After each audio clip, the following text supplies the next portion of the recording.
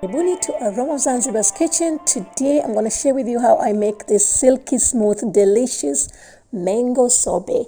Now you can use any type of mangoes that you have, just make sure that you cut them into small slices or cubes, and I've used about 2.5 cups of this type of mango. And then you're going to freeze it for about 6 hours or overnight. Now the following day I'm making my sugar syrup, and I've used 1/4 cup of sugar and 1/4 cup of water. Now, if your mangoes are not sweet enough, then you can use 1/2 cup of sugar with 1/4 cup of water. And I also like to add the lime juice, which is about 3 tablespoons.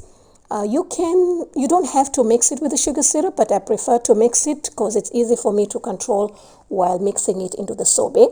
As soon as it comes to a boil, you really don't need to bring it to a boil, just enough to melt the sugar.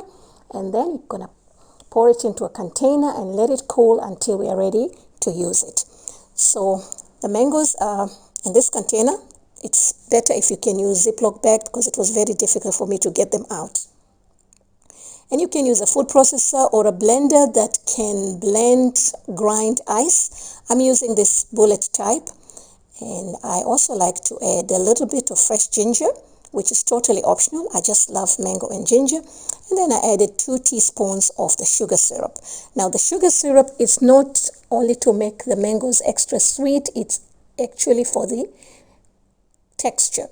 If you add more, it's going to be too mushy. If you use less, it's going to be very hard. And if you use just the right amount, you're going to have this kind of texture, which is perfect for the sorbet. All right, so I'm just going to pour it into the container. You can also use a glass container. And then I'm going to continue blending the rest. Then once that's done, we're going to cover it and keep it in the freezer for about 2 hours.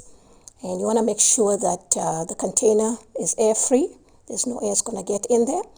So I'm just going to put some saran paper just to make sure that my sorbet does not have any air.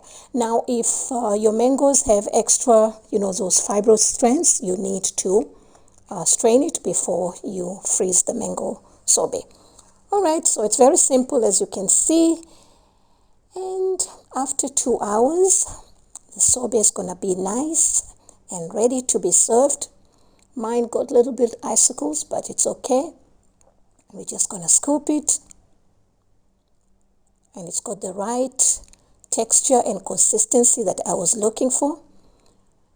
And this is perfect for summer. And that's about it. It's very simple.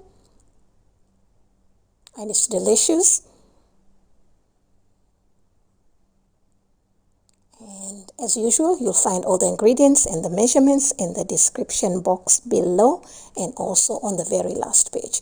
Thank you for watching and thank you for being with me. I look forward to having you in my next video, inshallah.